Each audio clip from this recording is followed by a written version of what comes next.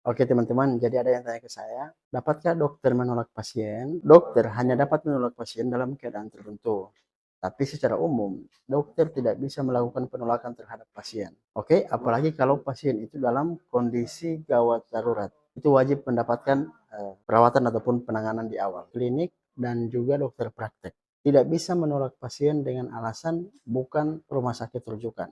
Karena memang masyarakat pada umumnya itu tidak tahu mana rumah sakit rujukan dan mana yang bukan rumah sakit rujukan. Intinya, kalau dia sakit ya dia datang ke rumah sakit seperti itu. Nah, dalam Undang-Undang Nomor 36 Tahun 2009 tentang kesehatan, itu sudah diatur dalam pasal 32 dan Undang-Undang Nomor 36 Tahun 2014 diatur juga dalam pasal 59 yang menyatakan bahwa dokter dan rumah sakit tidak boleh menolak pasien dan atau meminta uang muka jika pasien dalam keadaan gawat darurat. Jadi orang sudah gawat darurat, ya diurus dulu dia seperti itu.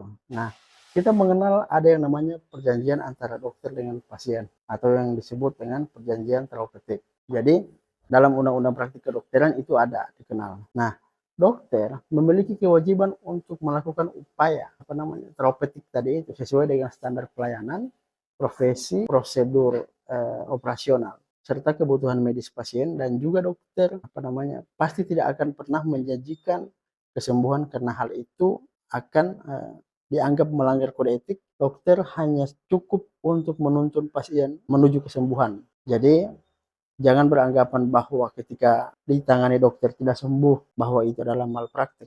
Tidak seperti itu. Jadi memang dokter hanya sebatas mengupayakan supaya pasien itu sembuh. Dan kalau tidak sembuh, itu bukan malpraktik. Tapi memang ya sudah takdirnya bahwa dia memang tidak sembuh. Seperti itu. Oke, jadi pada prinsipnya dokter tidak bisa menolak pasien. Kalau misalnya pasien dalam keadaan kondisi gawat darurat. Oke, terima kasih.